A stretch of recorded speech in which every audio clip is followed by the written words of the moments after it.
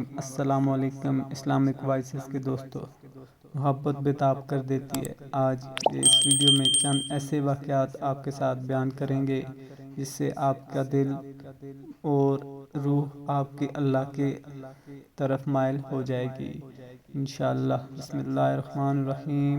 صحابہ کرام رضی اللہ تعالیٰ عنہ کے دل میں اللہ رب العزت کے ساتھ بے پناہ محبت تھی، چنانچہ حدیث پاک میں ہے کہ احد کی لڑائی میں دونوں فوجیں آمنے سامنے ہوئیں۔ اگلے دن فائرنگ کھلنا ہے، لڑائی شروع ہونی ہے۔ دو صحابہ رضی اللہ تعالیٰ آپس میں دوست ہیں، ایک سعد بن ابی وقاص رضی اللہ تعالیٰ اور دوسرے عبداللہ بن اشاش رضی اللہ تعالیٰ عنہ۔ ایک دوسرے سے کہتے ہیں کہ میں نے نبی کریم صلی اللہ علیہ وسلم سے سنا ہے کہ مجاہد جب اللہ کے راستے میں نکل کر دعا مانگتا ہے تو اللہ تعالیٰ اس کی دعا ضرور قبول فرماتے ہیں۔ دوسرے نے کہا میں نے بھی سنا ہے۔ کہنے لگے کیوں نہ ہم باری باری دعا مانگیں، اور دوسرے نے آمین کہے، چنانچہ دونوں ایک دوسرے کی طرف ہو گئے۔ حضرت سعد رضی اللہ تعالیٰ عنہ دعا مانگنے لگے، اے اللہ کل کو میرا مقابلہ دشمن کے کسی بڑے سے ہو اور وہ مجھ پر اٹیک کرے، میں اس پر وار کروں، اے مالک ہمارا خوب مقابلہ ہو، بالآخر میں اس پر ایسا وار کروں کہ تیرے راستے میں اس کو قتل کر ڈالوں اور تیرے بڑے دشمن کو قتل کرنے کا اعزاز مجھے حاصل ہو جائے اور مال غنیمت حاصل ہو۔ دوسرے نے کہا آمین۔ اب حضرت عبداللہ بن اشاش رضی اللہ تعالیٰ عنہ کی باری تھی، چنانچہ انہوں نے دعا مانگی، کہا کہ کل میرا مقابلہ کسی بہادر، سخت حملہ آور اور غصے والے شخص سے ہو، وہ مجھ پر وار کرے اور میں اس پر وار کروں، ہمارا خوب ایک دوسرے سے مقابلہ ہو اور اللہ بالآخر وہ مجھے پر ایسا وار کرے کہ مجھے تیری راستے میں شہید کر دے، اے اللہ پھر وہ میری ناک کاٹ دے، میرے کانوں کو کاٹ ڈالے، اے آقا میں قیامت کے دن اس حال میں آپ کے سامنے کھڑا کیا جاؤں اور مجھ سے پوچھے میرے بندے تیری آنکھوں اور کانوں کا کیا بنا، میں عرض کروں محبت میں یہ نذرانہ آپ کے سپرد کر کے آیا ہوں۔ اندازہ کیجئے کہ محبت ان کو کس قدر اللہ رب العزت کی ملاقات کے لیے بےتاب کرتی تھی۔ یہ جذبہ آج ہمارے اندر موجود نہیں ہے، اگر ہو تو ہماری زندگی کا رنگ بدل جائے اور رفتار و گفتگو میں محبت چھلکنے لگے۔ ایک مرتبہ ضرار بن رضی اللہ تعالیٰ عنہ جہاد کرتے ہوئے دشمن کے گھیرے میں آ گئے۔ اس حالت میں کئی گھنٹے لڑتے پھرتے ان کا گھوڑا تھک گیا۔ وہ چاہتے تھے کہ گھوڑے کو بھگائیں، مگر گھوڑا اتنا تھک چکا تھا کہ بھاگنا مشکل تھا۔ چاروں طرف ان کے دشمن تھے اور انہوں نے بھی دیکھ لیا تھا کہ اب گھوڑا بھاگ نہیں سکتا۔ انہوں نے گھیرا تنگ کرنا شروع کر دیا تاکہ انہیں زندہ گرفتار کر سکیں۔ جب انہوں نے دیکھا کہ اب دشمن میرے اتنے قریب آ رہے ہیں تو یہ زیادہ متفکر ہوئے اور گھوڑے کو لگام کھینچی، مگر گھوڑا تھکن کی وجہ سے آگے بڑھتا ہی نہیں تھا۔ کتاب میں لکھا ہے وہ اس وقت گھوڑے پر آگے جھکے اور اس کی پیشانی پر ہاتھ پھیر کر کہنے لگے، اے گھوڑے تو تھوڑی دیر کے لیے میرے ساتھ دے ورنہ نبی کریم صلی اللہ علیہ وسلم پر جا کر تیری شکایت کروں گا۔ یہ الفاظ کہنے تھے کہ گھوڑا اور ایسے بھاگا جیسے تازہ دم ہو۔ انہوں نے دشمن کا حصار توڑا اور دشمن کے گھیرے سے باہر تشریف لے گئے۔ گھوڑے تھک جاتے تھے مگر مجاہدین نہیں تھکتے تھے۔ ان کی زندگی کے حالات پڑھ کر حیران ہوتے ہیں، کیا وجہ تھی کہ ان کے دل میں رب العزت کی محبت سے لبریز تھے، اس لیے اللہ رب العزت کے نام پر قربان ہو جانا ان کی زندگی کا مقصد ہوتا تھا۔ وہ لوگ استقامت کے پہاڑ تھے اور اللہ رب العزت کو یہی استقامت پسند ہے۔ ایک نوجوان کی محبت الہی۔ امریکہ میں ایک کلمہ گو مسلمان نوجوان تھا، لیکن جس دفتر میں کام کرتا تھا اس دفتر میں کام کرنے والی ایک امریکن لڑکی سے اس کا تعلق ہو گیا۔ اس کی محبت کا یہ تعلق اتنا بڑھ کر اس نے محسوس کیا کہ اب میں اس کے بغیر نہیں رہ سکتا، چنانچہ اس نے پرزور تجویز بھیجی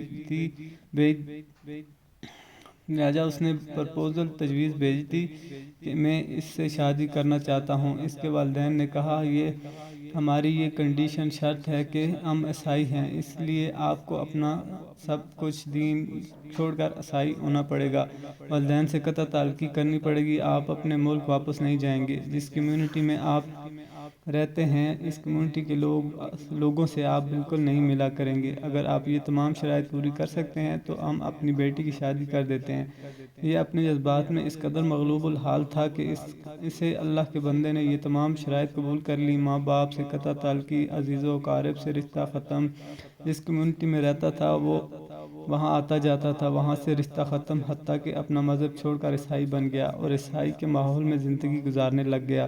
پھر اس نے اس لڑکی سے شادی کر لی۔ مسلمان بڑے پریشان، کبھی کبھی وہ اس کو تلاش کرتے تھے مگر وہ ان کے ملنے سے کتراتا تھا، کہیں پبلک میں مل جاتا تو یہ دور سے کنی کر جاتا تھا۔ لوگ بالآخر تھک گئے، کسی نے کہا اس کے دل پر مہر لگ گئی ہے، کسی نے کہا مرتد ہو گیا، کسی نے کہا اس نے جہنم خرید لی، کسی نے کہا اس نے بڑا مہنگا سودا کر لیا۔ جتنے منہ اتنی باتیں۔ اس حال میں اس کو 1 سال 2 سال 4 سال گزر گئے۔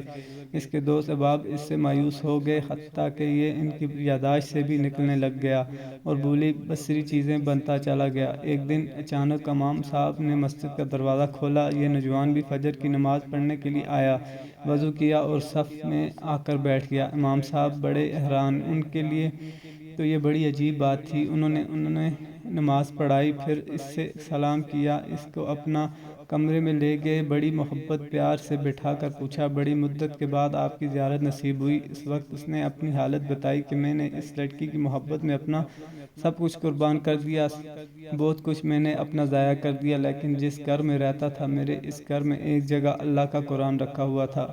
میں جب کبھی آتا جاتا، میری نظر اس قرآن مجید پر پڑتی تو میں اپنے دل میں سوچتا کہ یہ میری مولا کا کلام ہے اور یہ میرے گھر میں موجود ہے۔ میں اپنے نفس کی ملامت کرتا کہ ظاہر ہے میں جو بنا پھرتا ہے، پھر بھی تیرے دل میں اللہ کا ایمان موجود ہے۔ اعمال میرے برے تھے لیکن دل مجھے کہا کرتا تھا میں جس کا کلمہ پڑھتا ہوں میں اس سے ضرور محبت کرتا ہوں، اور اس کی نشانی میں نے رکھی ہوئی تھی۔ اس طرح ایک دن میں آیا اور حسب معمول میں نے گزرتے ہوئے اس پر نظر ڈالی تو وہ کتاب مجھے نظر نہ آئی۔ میں نے وائف سے پوچھا کہ وہ کتاب کدھر ہے؟ اس نے کہا میں نے گھر کی صفائی کی تھی تو غیر ضروری چیزیں تھیں اور استعمال نہیں ہوتی تھیں، ان سب کو میں نے ترش کر دیا، یعنی الگ کر کے ان کو گندگی کے ڈھیر پر پھینک دیا۔ پوچھا اس کتاب کو بھی؟ اس نے کہا ہاں۔ یہ نوجوان وہیں سے واپس گیا اور کیبن سے وہ کتاب واپس اٹھا لایا۔ جب لڑکی نے دیکھا کہ یہ بڑی محبت کا اظہار کر رہا ہے اس کتاب کے بارے میں تو وہ بھی محسوس کرنے لگی کہ آخر کیا وجہ ہے۔ اس نے کہا کہ بس میں اس کتاب کو گھر میں رکھنا چاہتا ہوں۔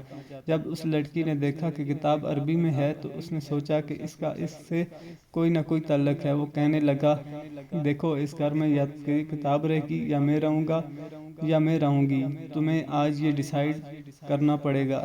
جب اس لڑکی نے یہ کہا تو میں نے اپنے دل میں کہا کہ تو نفس کی خواہشات کو تکمیل کے لیے وہ کچھ کر لیا جو تجھے کرنا چاہیے تھا۔ آج اگر یہ کام تو نے کر دیا تو پروردگار سے تیرا رشتہ ہمیشہ کے لیے ٹوٹ جائے گا۔